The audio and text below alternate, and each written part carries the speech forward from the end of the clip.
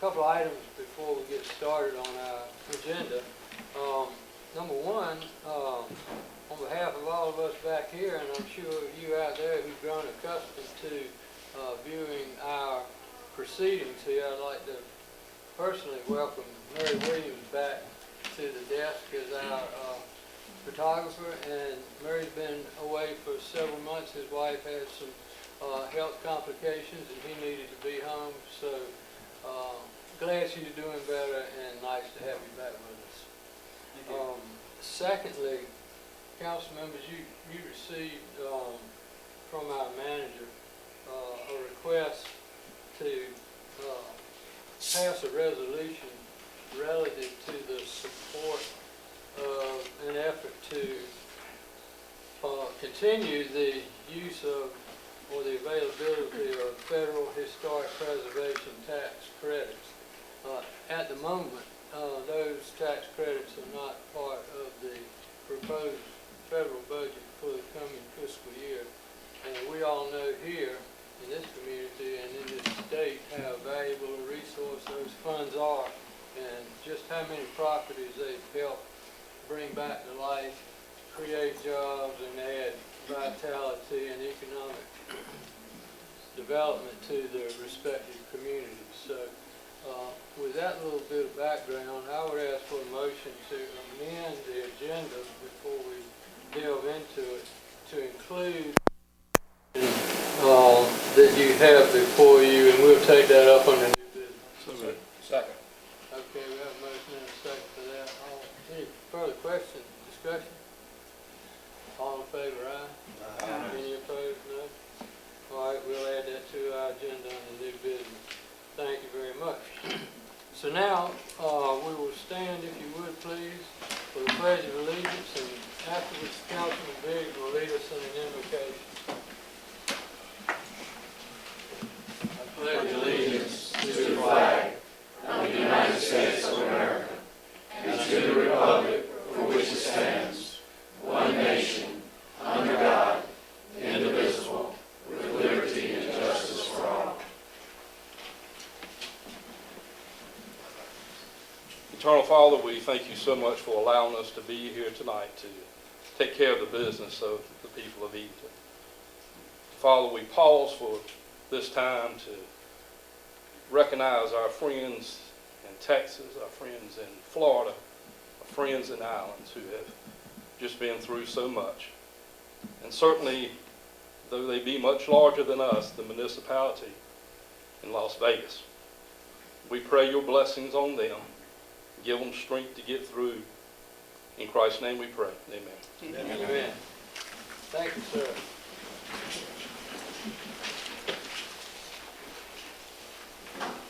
Item 4 of our agenda tonight, we have scheduled 2 presentations. First from Roger Coleman and Amanda Howell from the Edenton Chowan Food Pantry, who are going to inform us about a grant opportunity that they are working with. Roger, welcome.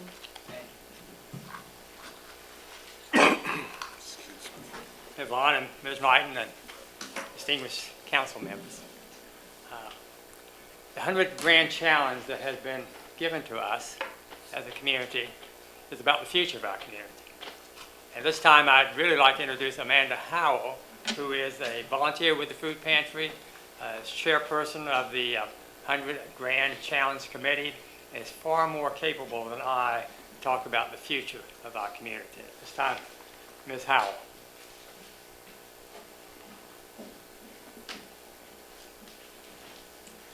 Thank you, Roger. Good evening, everybody. Thank you so much for allowing us the opportunity to speak to you guys tonight.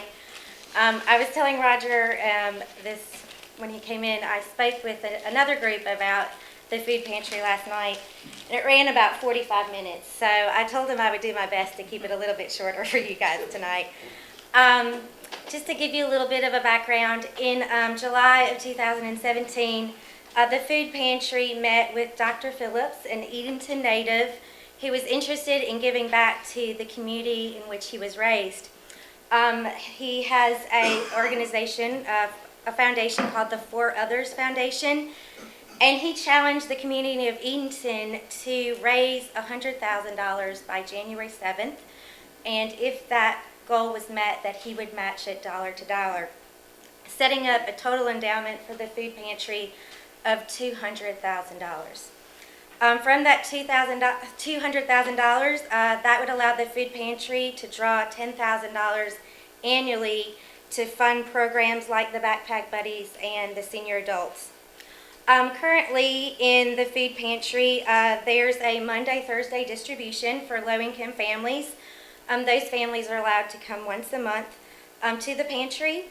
The goal of that is to provide low-income families with food.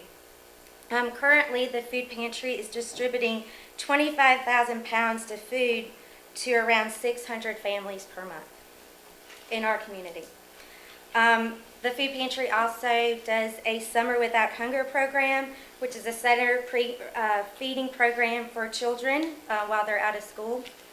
Wednesday, they do have a senior adult food program as well. And Friday is the distribution of our Backpack Buddies. For you that may not be familiar with the Backpack Buddies, the Backpack Buddies provides foods to students in the school at White Oak and D.F. Walker for them to have food on the weekends. Currently, right now, there are 54 students participating at White Oak School and 58 students at D.F. Walker. The total cost per student for that program is around $200 per year. Currently, the fundraising committee, with a large help of with Roger, have currently raised around $65,000 towards our goal. That's from local businesses and people that support the pantry. One local business has implemented an employee matching program. So for every dollar the employee donates to this program, the employer will match that dollar. We thank the community of Edenton for their support with the food pantry. I'm available to speak to anybody that is interested in this wonderful opportunity that we have to fund a program that is so needed in our community. We also thank Mayor Vaughn in the introduction of the For Others Foundation to the food pantry. It is a gift that we will never be able to thank you for, and we thank you for the opportunity of speaking tonight. And I also have a little 100 grand chocolate bar to give you guys and a brochure.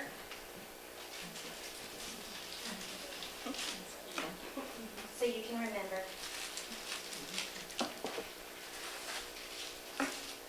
That's fine. You do great. I don't need those 100 grand. You can get Thank you, man. You're very welcome. Thank you so much. 100 grand candy bar. Yes, That's cute.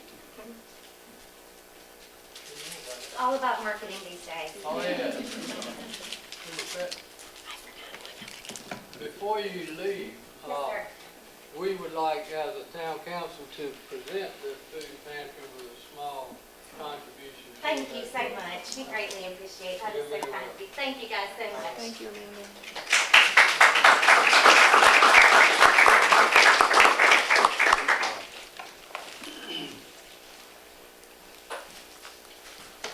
John Phillips was a classmate of mine here at good old EHS back in the day, and he has done really well in his business career. He started out as a dentist and then got involved with real estate development, which led into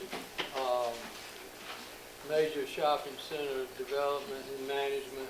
And the great thing about a guy like him or a gal like that, of that mindset, is that they have not forgotten where they came from. And he called me one day and asked me to help him identify some organizations in the community that his foundation might consider. And he's met, as was said by Roger and Amanda, with the organizations that he has chosen to make contributions to. The other two, there are three altogether. One of them is the high school athletic department. He was quite an athlete here, and he's also working with us on a gift for the Boys and Girls Club. So, very philanthropic guy, great citizen, and we hope to have him back here sometime so we can personally thank him for his remembrance of his old hometown and his generosity. Okay, next presentation will come from the Albemarle Commission, and as you know, it is our custom to invite organizations that we financially support back to the town council during the course of a fiscal year to give us a progress report on how things are going, so that you, the taxpayers, and we, the local government, can get an appreciation for how our funds are being used. So with that, Kathy Davidson is the director of the Albemarle Commission, executive director, and she's here tonight to share her report. Welcome, Kathy. Thank you, Mayor and Council. It's always good to be in Edenton. And I just want to go over the background of the Albemarle Commission and also talk about the services that we provide within the region, as well as the town of Edenton and Chowan County. So just as a reminder, the Albemarle Commission was founded in 1969 by the General Assembly, and our mission is to improve member government's ability to enhance the quality of lives of our citizens. And our objective is that we provide direct services, grant writing, planning and assessment, program development and management, as well as economic development. And you'll see the counties that we represent, as well as the towns within those counties. So the background on the Albemarle Commission's board: we currently have 10 members serving from each of the 10 counties. And then we have 4 at-large members, which rotate through the board every 2 years, that can be from the towns. However, the one caveat is that they cannot be elected officials, so they're business owners or residents at large within our communities. And when we look at our programs, we're much more than just a commission. We're all of these programs, and I'll start with our the overview. We're the Albemarle Rural Planning Organization, or a multimodal transportation planning. We're the Area Agency on Aging and Senior Nutrition. We're the Economic Development District for the U.S. Department of Commerce's Economic Development Administration. We provide general administrative services. We're also the Northeastern Workforce Development Board and revolving loan fund for the region. When we look at the administrative services and within the Albemarle Commission, we have grant writing and administration. Currently, we are administering the farmers market grant and closing that process. We're also looking at writing an additional grant for the farmers market to provide additional services to those that need healthy and accessible food. We're also working with the 350th anniversary on a Golden Leaf grant. We provide retreat facilitation, utility rate analysis, a Monday morning briefing, which all of you should receive the weekly briefing. We coordinate projects. We provide educational seminars, including planning, local government, economic development, HR, and trends within the region. And then we also provide a legislative agenda that we present not only to our local officials, but our state and federal officials. Looking at the Economic Development District and Revolving Loan Fund. We are the Economic Development District for EDA and have been since 1972 when we received that designation. We're currently going through the process of updating the Comprehensive Regional Economic Development Strategy for the region, and Anne Marie and your Economic Development Partnership has been a part of that process. We provide assistance in for technical and planning grants, and those grants are for innovation and infrastructure. And then we also have a small business loan program, which is our revolving loan fund. And our revolving loan fund can loan up to $100,000 to a small business. And for every $10,000 that business borrows, they have to employ a full-time equivalent of 1 employee. Currently, we have 4 active loans within our region and 2 applications in the hopper, and it's exciting to see small businesses utilize this gap funding for the expansion as well as the startup of their businesses. Looking at the Rural Planning Organization, the Albemarle Rural Planning Organization works with our counties and towns on the county transportation plans, also known as the comprehensive transportation plans. We have a regional bike and ped plan, and then we work with our counties and towns on the regional multimodal transportation project scoring, also known as the strategic transportation implementation plan.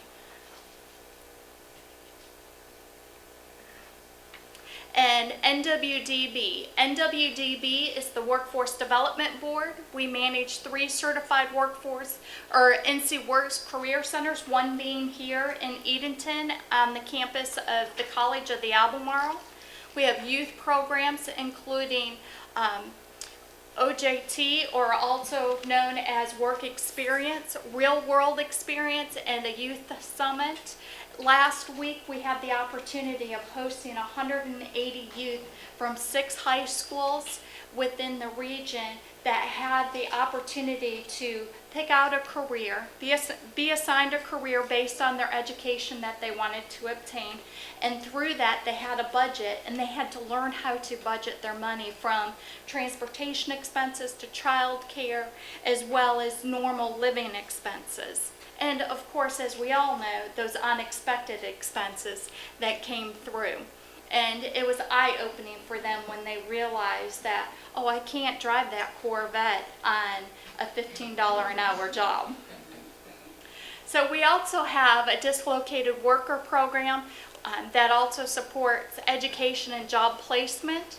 We coordinate the Certified Work Ready Communities program, and the town of Edenton and Chowan County should be very proud because you were the first in the region. You are also number 11th in the state of 100 counties. So congratulations on that. We provide business services support and currently working with businesses here in the town of Edenton. We provide working smart or soft skills training to our high school students as well as our employees and residents within the region, and this is all free of charge. So if you have employees that need just a refresher on what it means to show up on time, to be respectful, to provide better customer service, to speak clearly and concisely, we're able to provide that training for you and your businesses. We have 8 certified trainers on this program, and it's also exciting to see we're partnering with the career technical education programs in the high schools and middle schools, that those skills can be taught right in our school systems. And then for those that are looking for an opportunity to learn a job skill, but they're not quite sure what type of job we provide work experience opportunities and on-the-job training grants where we pay for that employee to work with an employer. So it's a great opportunity for not only employer to have a skilled employee, but also to find out if an employee is a right fit for your organization and for the type of career that they're looking at. So our Area Agency on Aging and Senior Nutrition Program, we not only provide services through our Area Agency on Aging and meals, both congregate and home delivered, in our Senior Nutrition Program, we coordinate the senior games and 9 out of our 10 counties, and if you ask why only 9 out of the 10, Dare County has more than 300 participants, and they coordinate their senior center coordinates their own senior games. We provide evidence-based health programs and assistance, including chronic disease management for those with chronic diseases, including type 2 diabetes. We provide family caregiver programs that support families of those with dementia and Alzheimer's disease. And then we also act as the regional ombudsman for the long-term health care centers, meaning we act on behalf of the residents within those centers should they have a complaint or something happens to them within that facility. We advocate for them not only with the facility but also with the state.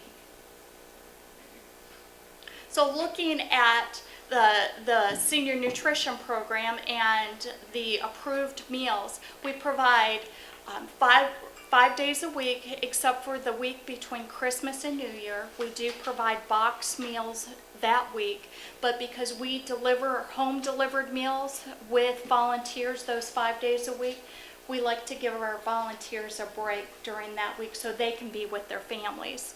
And you look at the meals served, we served 128,654 meals throughout the region, and we had 1,358 recipients of those meals, both home delivered and congregate. Looking at the overall services, you see that we provide medical transportation, meaning that we provide transportation to those that need to go to the doctor or for checkups. General transportation are those that need to go shopping or run errands. Adult day health care is if you need to have a loved one in a daycare facility for a day, we're able to do that. We provide in-home aid when a family caregiver has to go on other appointments and cannot take their loved one with them. Consumer-directed care, that's when we have an individual that needs nutritional supplements or incontinence supplies. They also look at wheelchair ramps as well as home modifications. Respite care, if you've been a caregiver, or obviously, and a parent, you know that it's tiring to be a caregiver for long hours of a day and for long periods. And through our family caregiver, we provide respite care, meaning it gives the family caregiver an opportunity to recharge their batteries so they can be the best that they can be for their loved one. And then, as I mentioned previously, liquid nutritional supplements, because sometimes the meals are just not enough, or individual within the program cannot eat a regular meal. And then incontinence supplies. So you'll see the total services that have been offered are 58,369 units of service, or trips through our transportation to 819 clients. Looking at our ombudsman program, and it's 1,226 services have been provided, complaints issued, technical assistance provided, as well as training to the community aging councils. Our senior games, and as I mentioned, that number does not include Dare County. We have 329 participants from the region, and then our family caregiver provides services to 44 clients, including those respite care services. So looking at workforce development, our youth services, and also known as, they recently changed their name to Next Gen because they are the next generation. And these services also include tutoring for those that are deficient in basic skills. We have a contract with Sylvan Learning that provides free tutoring services to those individuals and those youth ages 16 to 24. We provided 1,105 services throughout the region. And then our adult and dislocated worker is anyone that is 18 years old and older, out of school or has been dislocated from a job, laid off or displaced from a position. We provided 4,265 services, or 400 services to 4,265 individuals. And business services, putting employers, matching them with employees, providing job fairs.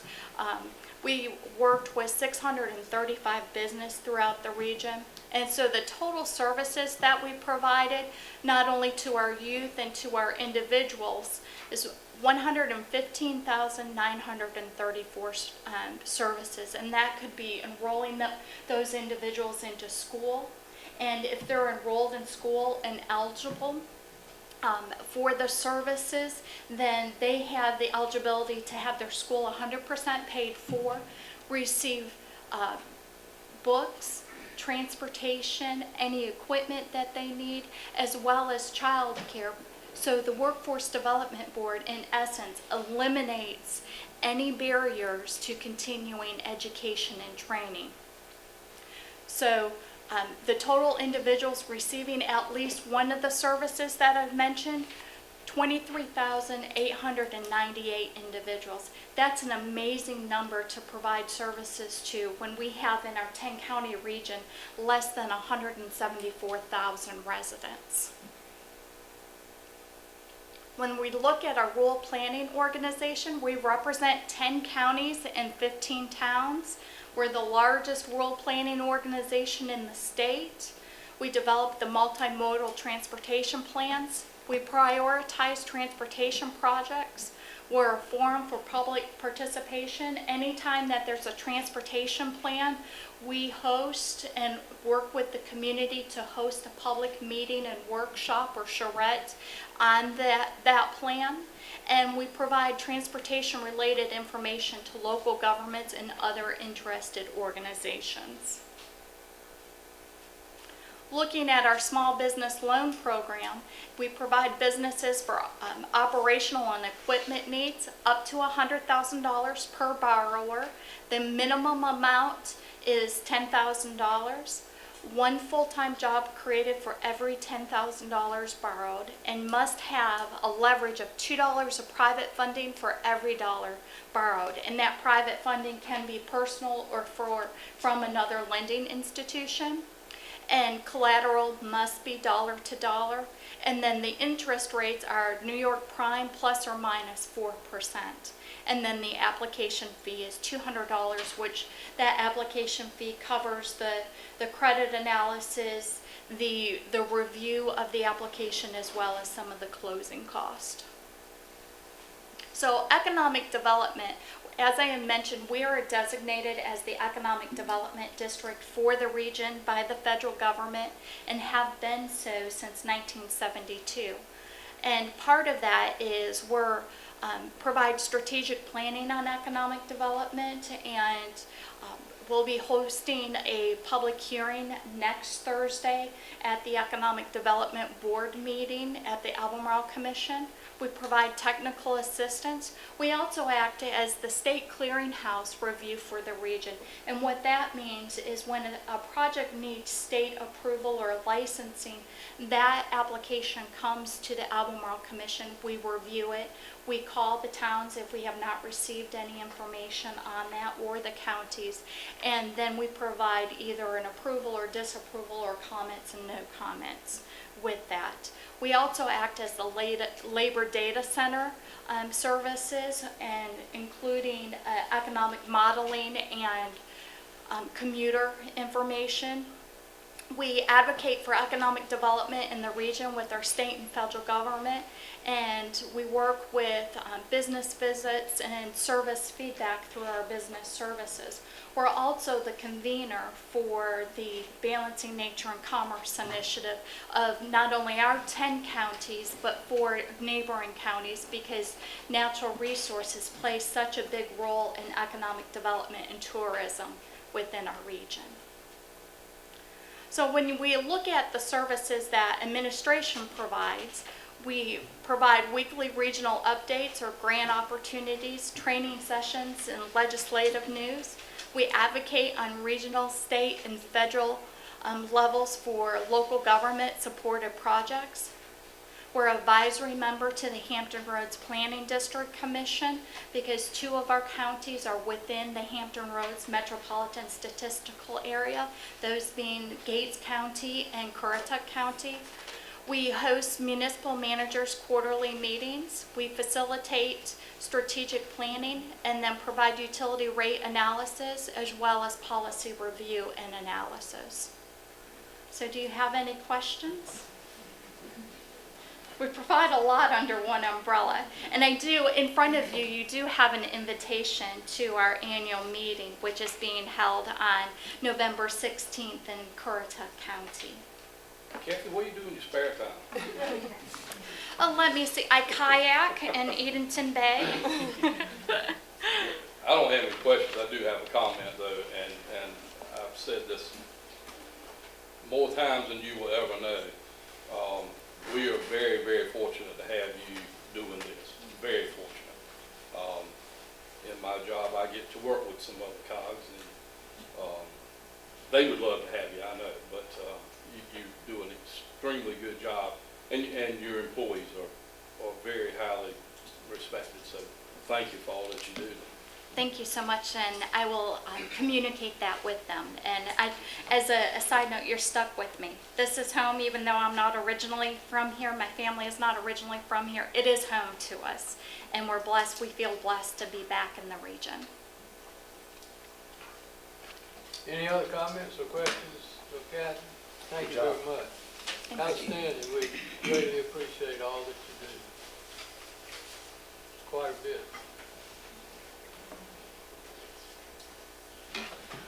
Okay, next item up is a public hearing. Tonight we have a case that is seeking a conditional use permit application. The client is Chowan County, the applicant rather, and they want to construct a wireless telecommunication support structure at 100 West Freemason Circle. Here tonight with the presentations are Elizabeth Bryant's going to give our staff report. It looks like from that we will, Court, are you going to make a presentation for us? I was just going to give a brief summary. Okay. Staff report from the manager covers everything else. Okay, and Lauren Womble, the county attorney, is also with us. So we'll get Elizabeth to deliver the staff report, and then you all can add your comments after that, please. Good evening, Mayor and Council. The case before you is Conditional Use Permit 1702. The applicant is Chowan County, and the property owner is also Chowan County. They are requesting a conditional use permit to construct a wireless telecommunications support structure, or wireless tower, in the Medical Arts District. The location of the property is 100 West Freemason Circle. That may be better known as, sorry about that, behind the Social Services Building over near the government complex, Chowan County's government complex. The size of the property is 3.29 acres. The zoning is MA Medical Arts. The existing land use is developed as a government office building, the Social Services Building. The surrounding land use and zoning is residential. To the north, it's developed as Vine Oak Cemetery. To the south, it's undeveloped R5 residential, some forestry or treed area. To the east is developed medical arts, that's the other county office building. To the west, developed R14 residential, and that's the Beaver Hill Cemetery area. The Medical Arts District is established as a district to allow healthcare facilities, including hospitals, medical and dental offices, and clinics, and related healthcare uses. The property was rezoned from IW, which is industrial, to medical arts in the early 1990s to accommodate the former use of the Social Services Building, which was the adult daycare facility. The applicable regulations of the Unified Development Ordinance are Article 4, Permits and Final Plat Approval, Article 9, zoning districts and zoning maps. Article 10, permissible uses and table of permitted uses. And Article 11, supplementary use regulations. Okay. The subject property has municipal water and sewer services. It's located within the town limits and town protection services are available. The property has frontage on West Freemason Circle. It's currently developed as an occupied government office building. The application before you is requested to construct a wireless telecommunications structure or radio communications tower in the medical arts zone. The UDO allows for the construction of new towers in the medical arts zone with a conditional use permit. In August of this year, the county applied for and received a variance from the town's Board of Adjustment. The variance was relief for the setback requirements for the construction of the wireless tower. Currently, the County Social Services Office occupies the parcel. The Public Safety Center is located on the adjacent lot and houses all of the government offices, county government offices, including the 911 Center and the Chowan County Sheriff's Office.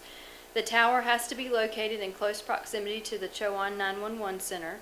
The proposed location avoids a fall zone that would impact residential structures. Portions of the fall zone are on town properties. A portion is on the Beaver Hill Cemetery property. However, the zone does not encompass any graves or headstones. The fall zone is close to Filbert's Creek. The second area is forested property, a dense area of trees that leads up to the African American Historical Burial Ground, but the fall zone does not encompass any of that area. And I'll show you some maps in just a minute.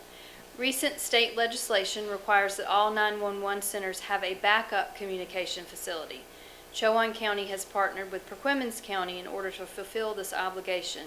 However, our current communications tower, owned by the town of Edenton and located at the electric department facility on West Freemason Street, is at maximum capacity and could not accommodate additional antenna load that would service Perquimans County if their dispatchers needed to vacate their center and occupy at the Chowan 911 Center.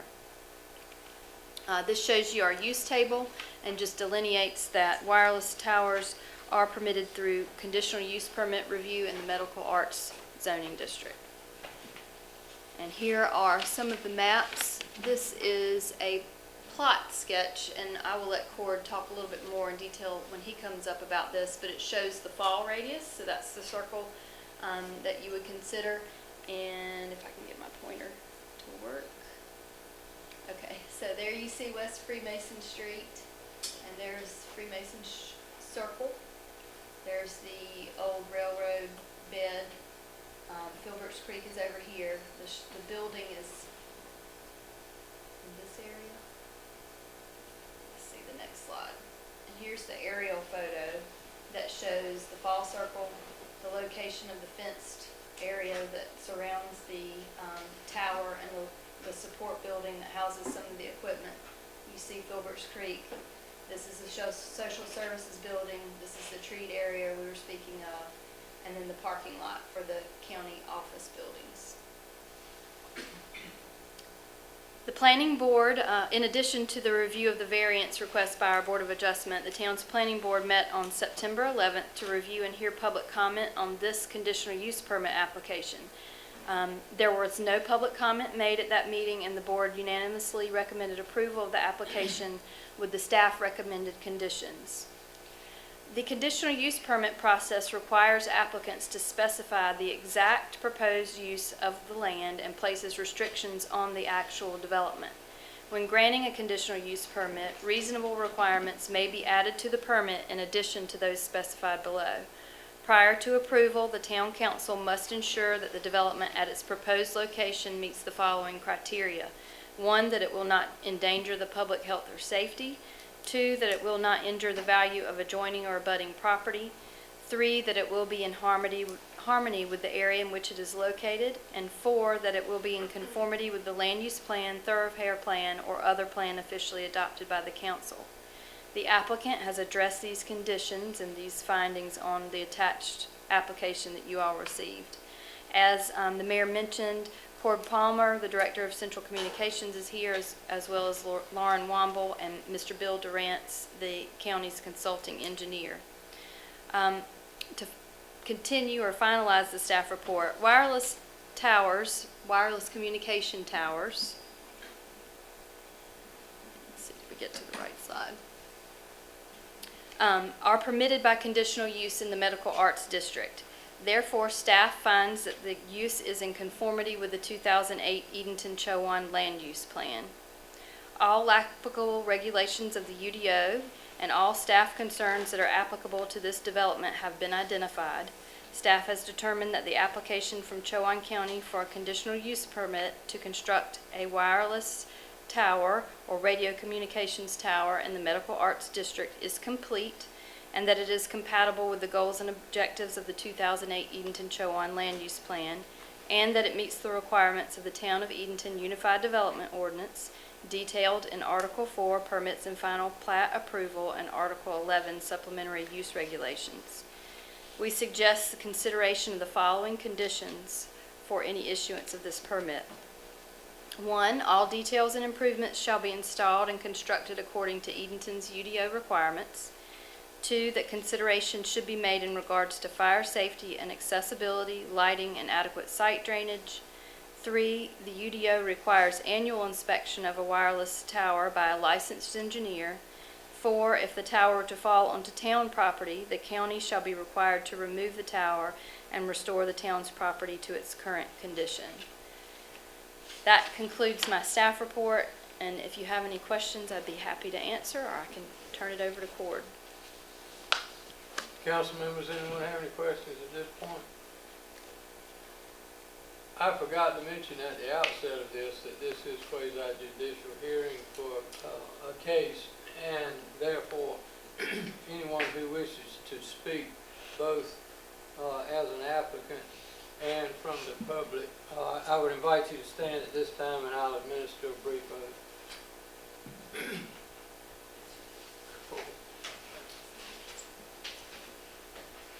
Okay.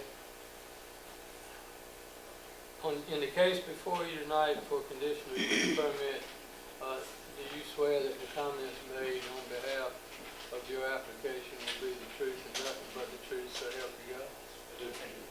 Very good. We may proceed. And Mayor, I'll just ask that my staff report be entered into the record now that I've been sworn in.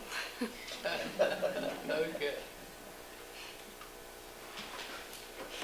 Good evening, Mayor and Council. Ms. Bryant has done an excellent job in stolen all my thunder. I'll be glad to answer any questions from about the application. And then any technical questions Mr. Durant, the consulting engineer, can answer. Okay, council members, anything of these two gentlemen, Mr. Durant or Mr. Palmer, Deputy Palmer?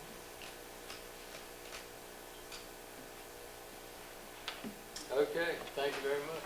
Thank you. All right, having heard the staff report and there being no comment from the applicant, the floor is now open for public comment, and no one rose to take the oath to participate in that, so we will close the public hearing on this case and bring it back to the town council for consideration. Council members, you heard the presentation that included the conditions recommended to grant this permit. Does anybody have any questions or comments of the presenters at this point? If not, we'll move on to the satisfaction of the 4 criteria that we have to vote in the affirmative to grant the permit, and I will read each one out and call for a motion on each if someone would please do that. The first criteria is that the project will not endanger the public health or safety. So moved. Second. Motion and a second. Any comments or questions? All in favor, aye? Aye. Thank you. The project will not injure the value of adjoining or abutting property. So moved. Second. Okay, motion and a second. Comments, questions? All in favor, aye? Aye. Opposed, no. All right, the third is the project will be in harmony with the area in which it is located. So moved. Second. Motion and a second that it will be in harmony. Questions? All in favor, aye? Aye. And finally, that the project will be in conformity with the land use plan, thoroughfare plan, and other plans officially adopted by the Town Council of Edenton. So moved. Second. Thank you. Motion and a second on that. Questions?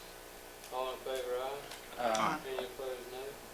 Okay, we have successfully satisfied the 4 criteria necessary to issue the permit. We now call for a motion to issue the permit for case number CVP 17-02. Second. Motion and a second to approve the case as presented. Any further questions or comments? All in favor, aye? Aye. Any opposed, no? Motion carries. Permit will be issued. Thank you all very much for being with us tonight. Okay. All right, now we get down to our committee reports for this evening. We'll hear from 3 of our committees tonight. That would be Finance, Public Works, and Administrative. Beginning with Finance, that committee is chaired by Councilman Dixon, please, sir. We have one thing on tonight, and it's recommended that the council approve the budget amendments as presented as to the airport fuel farm grant and the 2017 NC Housing Finance Agency Housing Rehabilitation Grant. And I'll put that in the form of a motion. Second. Motion and a second to do the budget amendments as just described. Any questions? All in favor, aye? Aye. Any opposed, no? All right. That's it for the Finance Committee. Thank you, sir. Next committee report will come from Public Works, chaired by Councilman Stallings, please.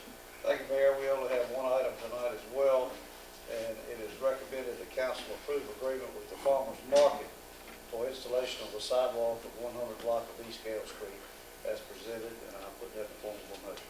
Second. Okay, motion and a second to install the sidewalk as just described for the farmers market. Questions or comments? All in favor, aye? Aye. Any opposed, no? Thank you very much. Okay, the final committee to be heard from tonight is our administrative committee, and that's chaired by Councilman Biggs, please, sir. Well, Mayor, we have also one item on the agenda tonight, which is boards and commission reappointment. As Anne Marie has put in your package, you have for the airport, Mimi Reinheld and Man Pippin have asked to be reappointed. Nancy Sorson has asked to be reappointed on the Historic Preservation Commission. Paul Hicks on the Tree Committee to be reappointed. If it's okay, I'd like for us to go ahead and make those appointments tonight. We have some others that have not answered yet whether they'd like to be reappointed, and hopefully we can get that by the next meeting from them and reappoint them. We still will have a vacancy on the Planning Board, Board of Adjustments, and Tree Committee. It was advertised last week in the newspaper. Are we doing it again this week? I think so, I'm not sure. Okay, and then it's going to be on Facebook, so hopefully we'll have some people that would be interested in serving on. I know we have had some people already interested in serving on some of these boards, but maybe some others would like to do so. And if we could, if we get some, maybe we could set a special meeting before our committee meetings and go ahead and interview and make the appointments at the next regular meeting. But again, that being said, I'd like to nominate Mimi Reinheld and Man Pippin for the Airport Commission, Nancy Sorson for the Historic Preservation Commission, and Paul Hicks for the Tree Committee. And I'll put that in the form of a motion, however you'd like it, if you'd like me to go back and do them one at a time. No, I'll second that. okay. I think that's satisfactory, isn't it? Put them all together? Okay. You heard the nominations as made from the administrative committee to fill the vacancies on boards and commissions by people who are extending their services on such. Any further questions? All in favor of the nominations as presented, say aye. Aye. Any opposed? Very good. That does it, folks. Thank you. Thank you.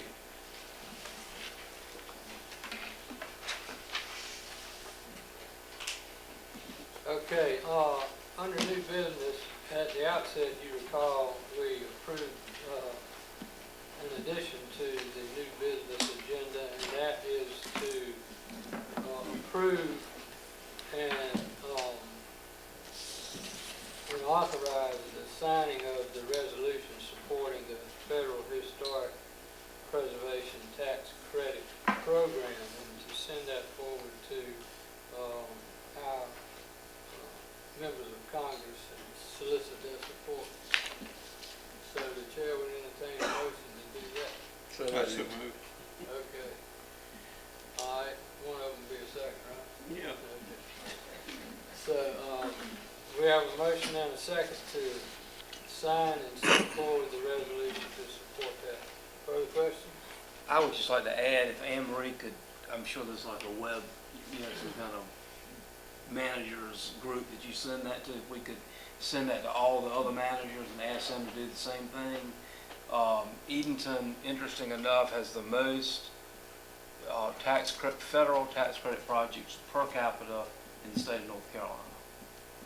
So I think that's really amazing, and the fact that it's been left out of the federal budget is scary, because a lot of the big projects here and small projects have been done, with this credit. So I think it's really urgent.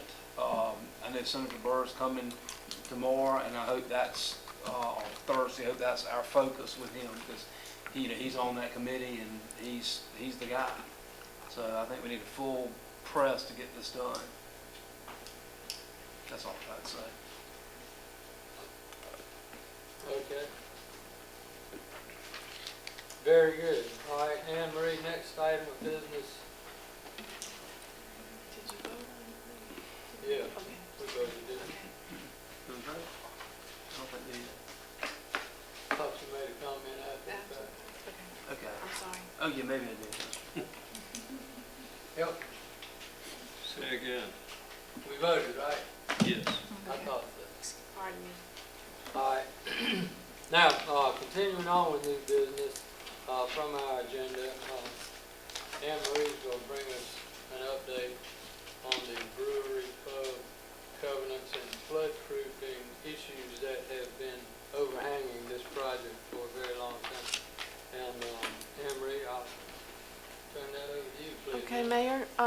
Well, after the last regular meeting in September, I reported to the developer, John Glover, that the council had authorized me to work with our planner, Elizabeth Bryant, and the town attorney, Hood Ellis, to respond to Mr. Glover's concern regarding one of the covenants regarding the change of use issue, and also to allow additional time to dig down and make sure that we had the accurate information that was brought to our attention by Mr. Glover's architect, that the historic building floodproofing issue could be managed.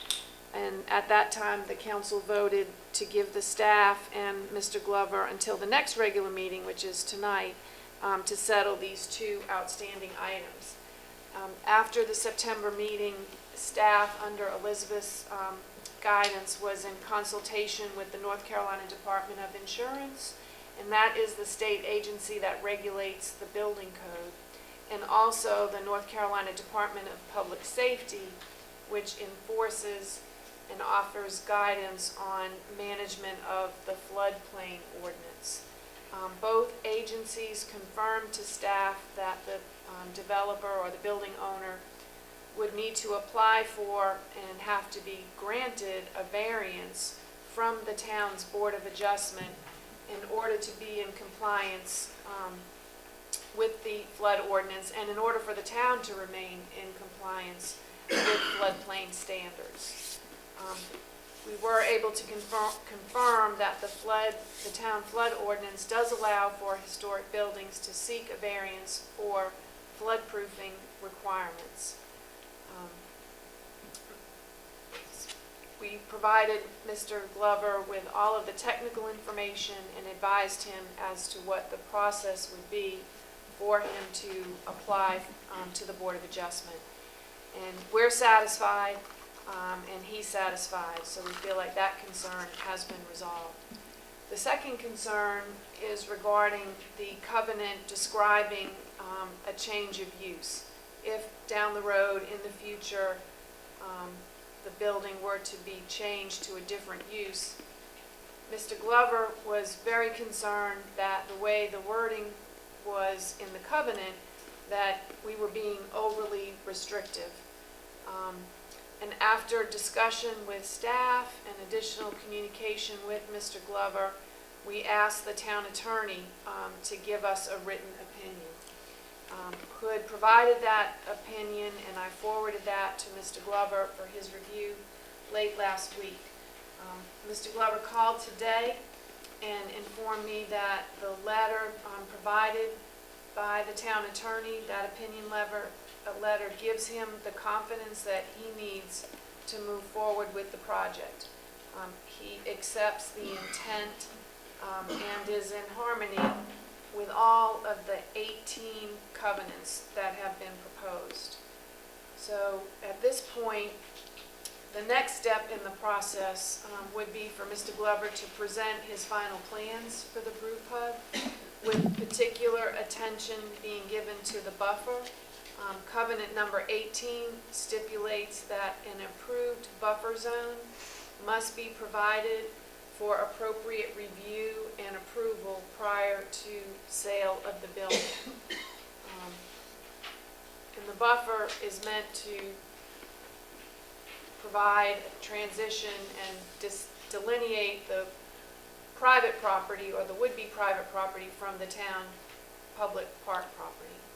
And we also want a final determination of whether or not the brew pub will utilize the outbuilding that we refer to as the sail loft, where kayaks and sails for the sunfish are stored. I believe that these two items would be the last of the concerns and questions that were expressed by Councilman Quinn. When I reviewed those with Mr. Glover today, he said that he would begin immediately engaging his architect to finalize the plans for the buffer, and also to finalize the interior use of the building to determine what will be utilized, if any, for the sail loft building.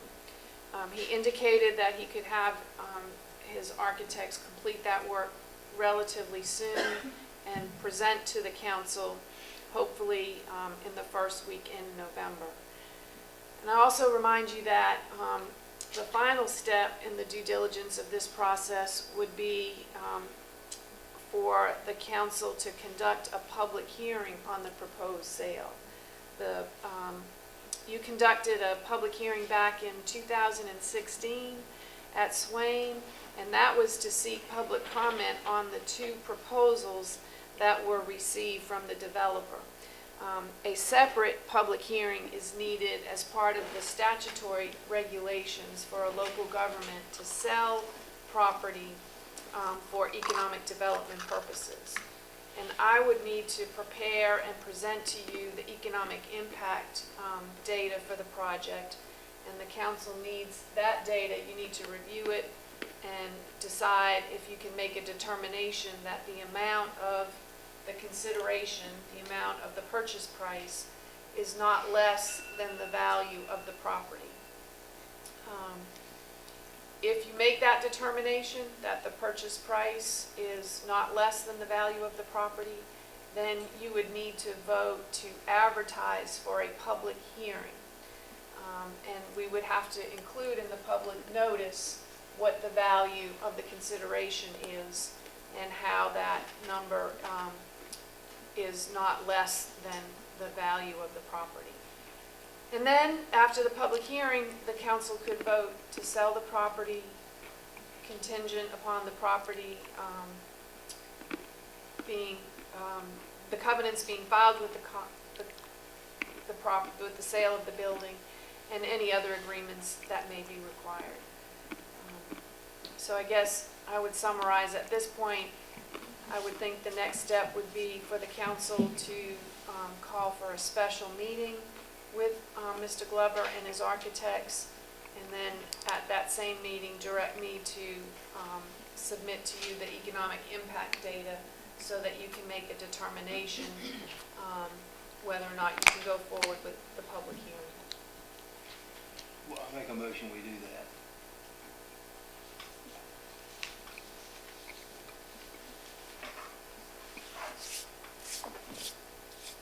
Did you state the motion?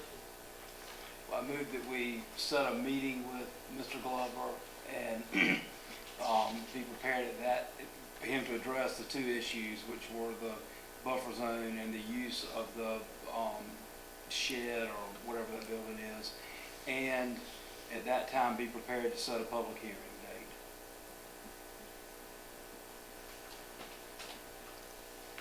Okay. Do we have a second? Second. All right, we have a motion and a second. Can I ask a question? Sure. We The can have- vote that we took a couple of years ago that we weren't gonna allow this brewery in, so everybody just overlooks that, right? No, Because we haven't voted again to sell this building. We voted not to sell the building. we had a second vote to, Let him talk to the man. Have you talked to this man yet? Face to face? Yes. Have you? All your questions was answered. No, at that time, when I met with Mr. Glover, it was to present the list of which has been done. Okay. But if maybe I'm losing something here, but that's what we voted for, was for Mr. Quinn to talk to him, right? and that's the next step in the process. What step is that? We have already voted it down. We voted for him to talk to Mr. Glover. He's talked to Mr. Glover. We didn't vote the project, we didn't vote the sale now. Yes, we did. Yes, we did. The first two votes. Oh, okay. And then, the second vote that we took, Was for him to talk to Mr. Glover. right, But we have not voted again. He's exactly right. We have not voted again to sell the building. that I know. But we're not voting tonight to sell it either. I mean, we have to have a public hearing and all that before we can vote on it. So do we not have to do something prior to that to reverse what was done 2 years ago? Can I read what the motion was? Sure, yeah, please. At the May 10th, 2016 council meeting, Councilman Quinn made a motion to open consideration of the proposal from John Glover in order to seek input in answering questions raised to the unusual complications of the subject buildings, the town park location. And that motion was passed unanimously.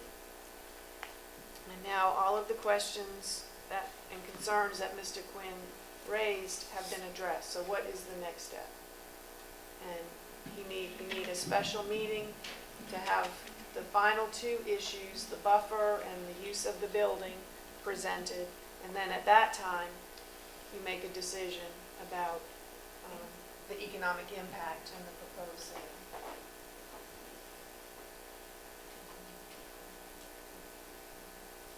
So in essence, the second vote superseded the first one. Is that what we're saying? It reopened the whole Reopened the proposal. whole process. It resurrected. But that was just for him to speak to the man. We didn't reopen it about reselling the building. He had some questions that he wanted answered. Here's the way it reads. If I'm wrong, I'm wrong, but I thought that's what we were doing.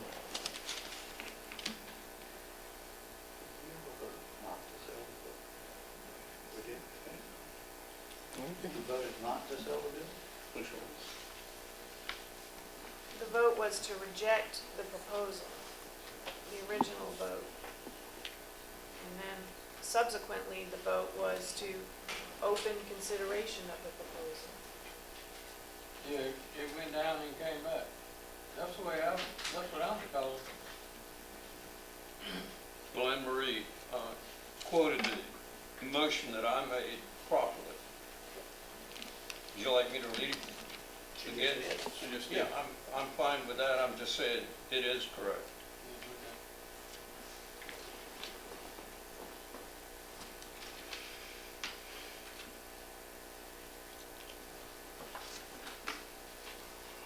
All right, so the question raised by,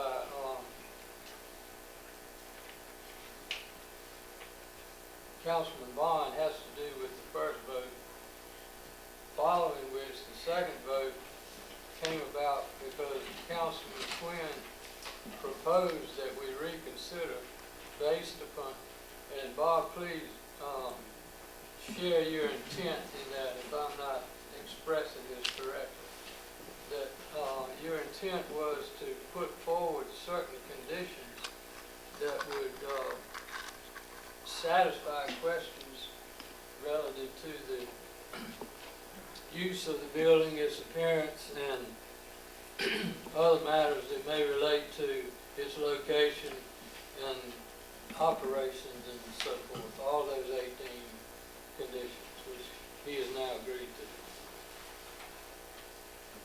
Point being, if we ask the man to agree to 18 conditions, and he's agreed to them all, by unanimous vote, that we would reopen it. If he did, we reopen. That's the way I read it. Somebody correct me if I'm wrong. My intent wasn't then and isn't now. Again, I have said this so many times, I know y'all are sick of hearing it, and I'm sick of saying it. I don't have a problem at all with a brewery and a pub coming here. I have no problem. The problem I've got is selling that building, and I'll remain that will be a problem for me, is selling the building. You know, whether it was his intent or not his intent, I know we voted not to accept his proposal, and I voted in the affirmative not to. As a matter of fact, I made the motion. And that's the only problem I've got. I don't have a problem if we want to put 10 brew pubs here. So be it. But I have a problem with selling the building. That's the reason I made the motion that I made. That's the reason I voted the way I voted. And to be real honest with you, that's the reason I will vote next, not to sell the building. If you'd like to lease it, put something, you know, certainly love to talk to them. Love to talk to anybody about putting something in. But as far as selling our waterfront, I just cannot believe we're going to do it. I have such a hard time believing we want to sell our waterfront property. Just amazing to me. But hey, I'm off my soapbox. Thank you. Okay, thank you. And again, going back to where the process is at the moment, we set forward standards which this board voted to have Mr. Glover consider. And there were 18 of them, and he considered all of them except for 2, and now he's satisfied with the answers he's gotten back from both, mostly legal opinions on both issues relative to floodproofing and also to our UDO ordinance for future changed use should the brew pub idea not work for him. And so, quite frankly, I think the motion that we just passed, that we just brought up, that we're now in discussion over, is one that I think needs to move forward because the developer has complied with the things we asked of him. And Well, I would assume that Mr. Glover, when he comes to speak, will address those issues. as part of this presentation. That's fine, I mean, I would assume that would be a proper thing. You would do that. yeah, I don't foresee that as being a problem either, but, through communications with our manager, he's already said so. Yeah. And, will be invited, as, was stated, in Anne Marie's outlaying of what needs to happen next to complete what the second motion asked of him. Whether you want to sell the building or not, I don't think you can cut him off at the knees, because he has answered every question that we put before him in the affirmative, and he's still willing to do the project. So I don't think we're there yet. I don't think we can halt this train at the moment. Well, Mayor, backing up to Yeah, you could if you voted down, but backing up to the onset of this, when we first started talking about it, we had an appraisal made. The appraisal was brought to us. And somebody correct me if I'm wrong, but did we not 100% vote to sell the building at that time? Did we not vote to? I don't know. Certainly did. If we didn't, why would we even be in this process? We voted, please correct me if I'm wrong, Anne Marie. We voted to sell the building. I had a timetable. Bob even offered to buy it. That's true. now my thought process is similar to yours, Jimmy, in that what was I trying to say? Hate when that happens. Oh, we had these options. We had statutory options under which we could consider the future use of that building, be it a sale or not. And we did vote, we had to have voted to put it out for sale through our agents, our local team, via internet and other efforts. And that's how we got the two bids. And I think that we just keep going, and when we get to the point that, I mean, people can vote no at the last, after these public hearings, you're free to vote yes or no. I think that's our job, is to evaluate it at that point again. Vote yes or no. I mean, I think right now, we've got a motion on the floor, and it's really. But what I'm saying, we've already voted no on this motion that We're you still not got. voting tonight to sell it. We're just voting to have him come. I'm different from, I just don't want a brewery on the playground. That's me. I don't mind a brewery coming to Edenton, anywhere in Edenton but the playground. That's my point of view. And that's what the people who I've talked to have said, so. Well, I don't think there's any misunderstanding about where you are with the process and where Steve is with respect to selling the building. I don't think that's a question at all.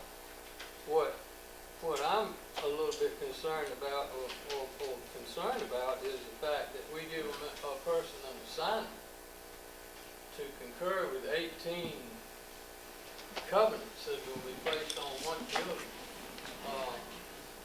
after which we would consider the sale.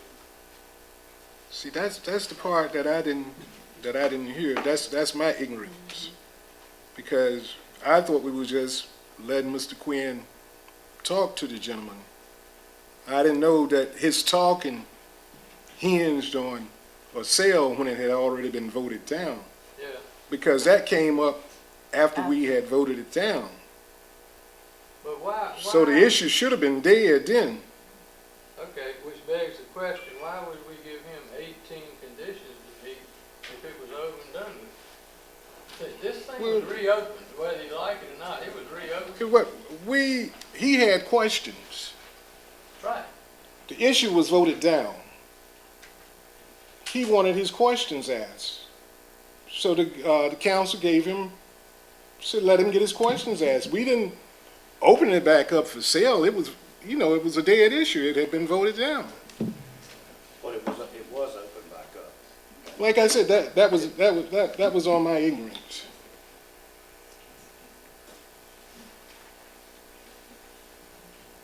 We definitely, we got a unanimous vote from this town council to have, why would we He said he had some questions that he wanted answered. I don't know. I assumed that when he got his questions answered, we would vote again. That's where we are. I think that's where we are. Yeah, 2 years later is where we are. Yeah, I agree with that. No, I don't disagree with that at all. That's right. I mean, that's where the process is, right? That's my understanding. Huh? I mean, that's my understanding. I mean, that's why I made the motion.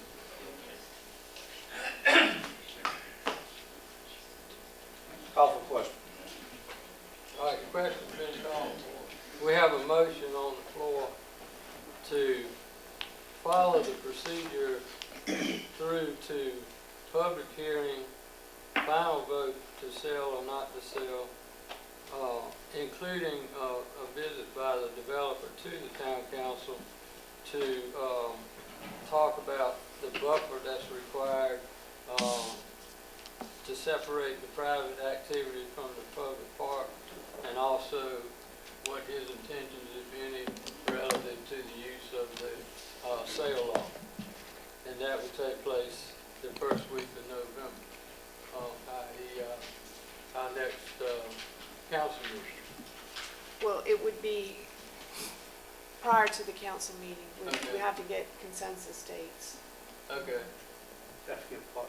Consensus dates from you, I mean, I'm assuming it would be a special meeting, not on the night of a regular meeting or a committee meeting, because I imagine there's going to be a lot called of meeting? questions, so you would do a special called meeting. Okay. But we would want to make sure that you all could be there and that it works for the architect and Glover.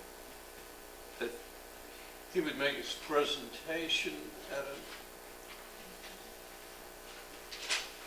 special meeting.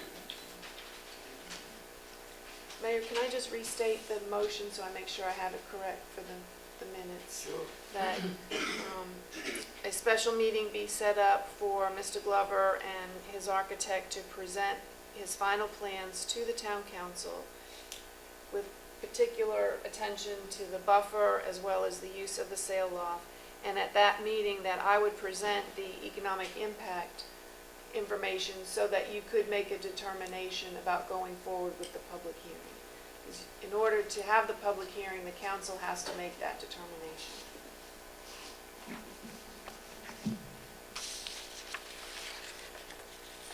Okay, everybody clear on the motion? Okay, all those in favor say aye. Aye. Those opposed, no.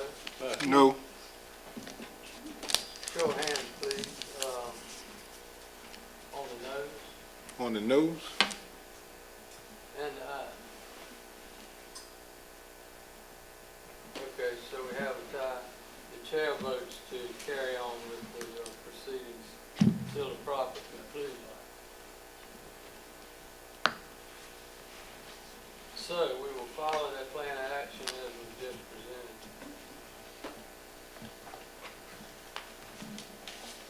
Okay, thank you very much. Items considered timely and important. Council members, do you have anything you'd like to bring to the attention of the group tonight? Mayor, I do. I have one item, and I realize that our Public Works Director is doing this job, but I want us to somehow, some way, get a handle on this cemetery. It has been a thorn in my side for years, as y'all well know, and I've preached it and preached and preached it. I've been to several funerals recently at it. Unfortunately, I had at Beaver Hill, and I've looked at Vine Oak, I've looked at all of them. And it's not just that the grass is X amount high. If it was in somebody's yard, we'd probably give them a citation. But it's also that when we cut it, it's all blown on the stones. I mean, that place looks like a disaster. And it's no surprise to any of y'all, I work part-time with Mel, and we actually go out and cut the area of a wide swath before we have a graveside service. I went out 2 weeks ago, or this past Friday, a week ago, and cut my mother-in-law, mother and father-in-laws, and my grandmother and grandfather. And it's just, it is a total disaster out there. And I want us to find a way with our new public works director. I want us to find a way to get that under control. And I don't know how you do it, but there's got to be a way. There's other cemeteries that look a whole lot better than ours do, and there's some that look a lot worse. But, you know, that's a perpetual care area that we promised people we were going to take care of, and we have done a sorry job of it for years now. Thank you. Yes, sir. And I share your concerns with some. I think I mentioned in here some years back that I wish we could get out of the graveyard business anyway, cemetery business. I mean, it's a big overhead for the community, but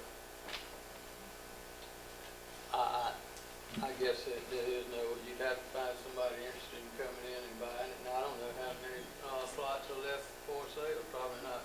Well, we solicited proposals and we didn't get any interest to Yeah. sell that. But Corey has talked to me about trying to do things differently, and our backs have been against the wall for the last, where's Corey?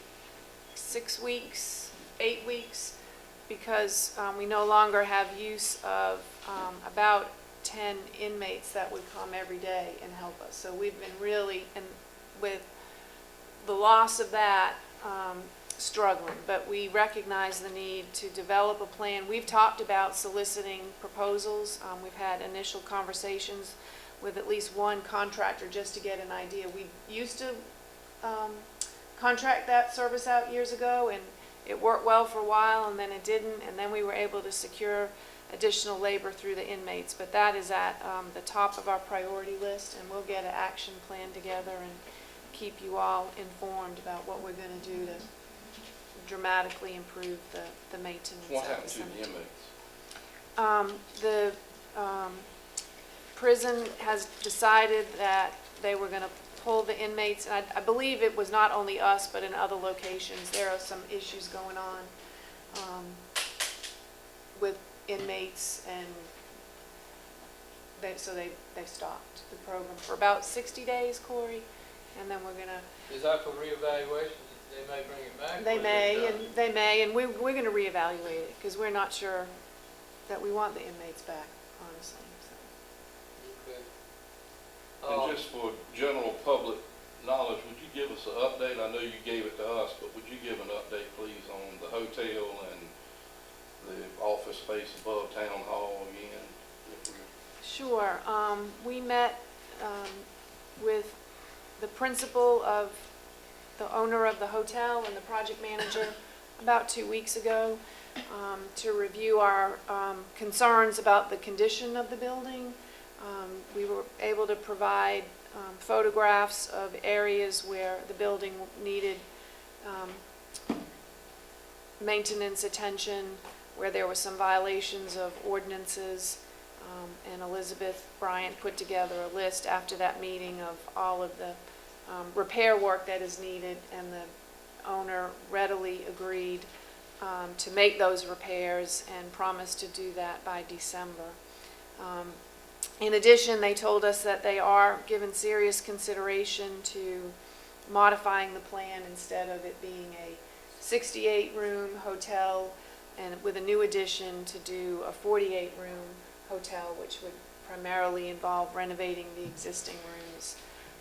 They are hiring an international company that evaluates feasibilities of hotels, and that report should be completed probably by year end or early first quarter of January. But they are still committed to the project, but you know, like any smart business, they're not going to commit to something until they're convinced that it's going to work. So they need that feasibility study. With Town Hall, we're marketing that that space. The town attorney is in conversations. Hopefully, he was waiting to hear from representatives from SMA this week about winding down the obligations in the grant. So I don't have anything more to report on I think that's something that, I mean, because, and I don't know, maybe you put it in and I hadn't seen it. The grant, as we all know, came to us and we gave them, or had put the money in the building, promising Department of Commerce that we were going to have 34 new jobs, I believe it was. And how much was the grant for? There was, for the Commerce Grant, it was $127,000. And we were able to leverage half of that through the match from the elevator grant. So I'll get you a full report after Hood finalizes his negotiations, discussions. Yeah, because I mean, it's going to come to a point where Commerce is going to want their money back if we don't do what we have said we were going to do. Yep, I mean, So- yeah. So, I mean, I think we need to stay on as hard as we can stay on before they come knocking and say, we want a check for $127,000.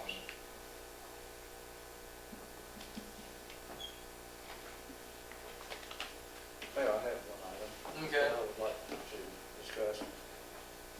We all know, and we've all heard that Edenton Motors is closing, and we're all distraught about that because we're losing approximately 30 jobs.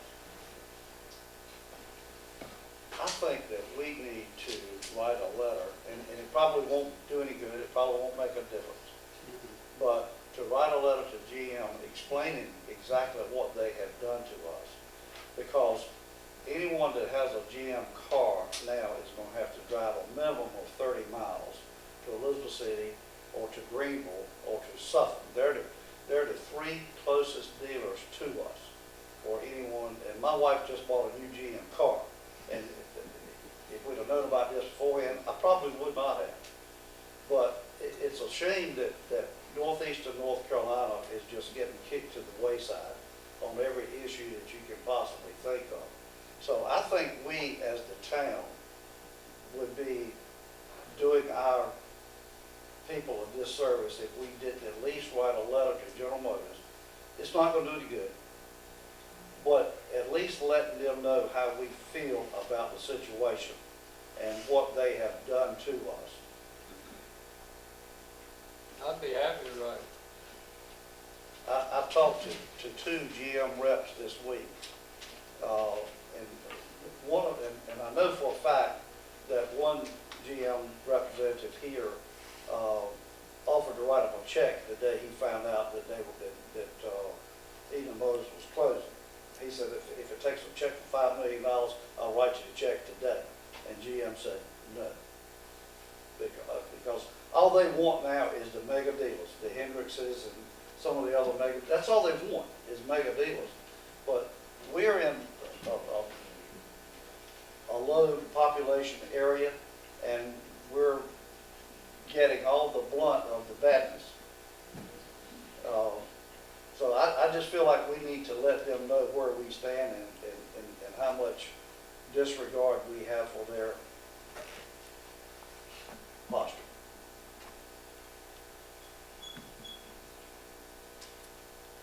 Be happy to do that. I might call you I can just write them down now. What'd you say, Suffolk? Suffolk, Elizabeth City, and Greenville are the three closest dealers, GM dealers that we have. There's not one in the Husky anymore? There is one in Ahoskie. I'm sorry. There is Okay. one in Ahoskie. That's 4, okay. And that's Chevrolet Buick, I think, maybe. Yeah, I think that's right. I had forgot about that. Thank you. I just thought about Okay. that. When Steve brought up his concern over the cemeteries, and I thought of it while I was listening. I learned something tonight, which I always try to do in the course of the day, and that is cemeteries are allowable as a residential development. I noticed that. As a final resting place, I think it's very appropriate. zoning world. Are they permissible in any other zone? Check. Huh? Don't know off the top of my head. I just found that amusing. But I'll be there one of these days. All right, any other thing from up here? If not, I'll open the floor for public comment. All we ask is that you come to the podium and state your name, and we'll be happy to hear from you.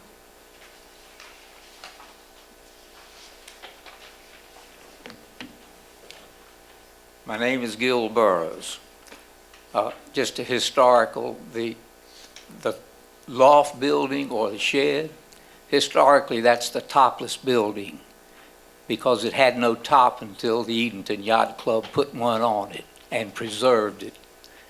Now, to the issue of the conditional use permit, what uses could that property, I'm talking about the ice house or whatever you want to call it, what possible uses could that property be used if it were sold with our existing conditional use permit?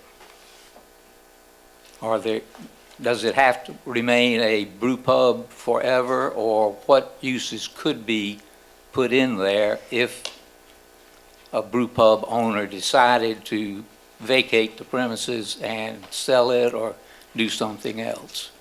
Permissible uses under the zone is what you're asking for, right?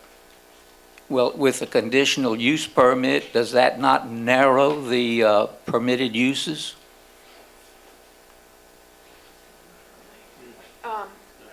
The proposed covenant stated that the building would be a brewery, and if a change were contemplated, that the property or the use would have to follow the rules of the Unified Development Ordinance. So, and we have a list of the different uses that are allowed by zoning right in that district, the different uses that are allowed by a special use permit, and then the uses that are allowed by a conditional use permit. So any of those could proceed at that location in the future? Yes. If they receive the permits. If they receive the permit, okay. The other thing I noticed on the display up here, 2 conditions for a conditional use permit to be allowed. One of them had to do with wouldn't affect the property value of adjacent properties. Wasn't that number 2? I wonder if Mr. Leary thinks that a brew pub would enhance his property values.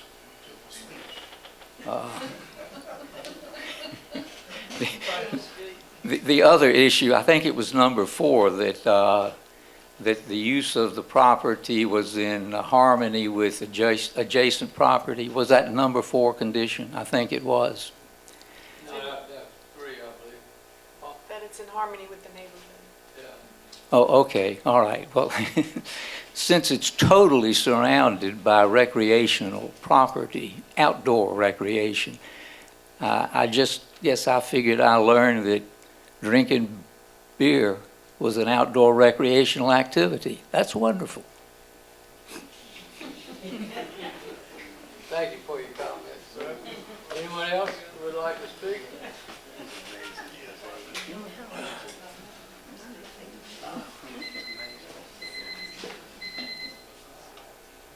I'm Steve Leary, and I live next door to Conwell Wool Company building, and let's heard her say that number 2, and that's obviously going to affect my property value. So what do you want me to do, get it appraised or what?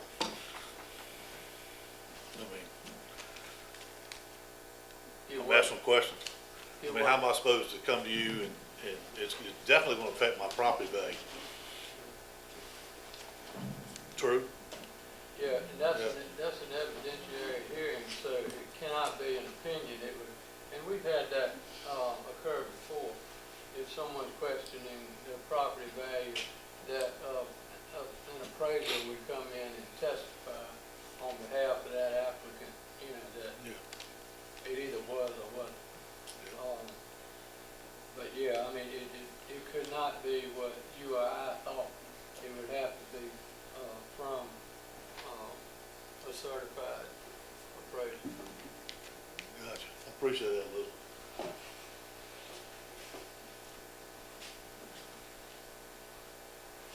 Other comments, questions?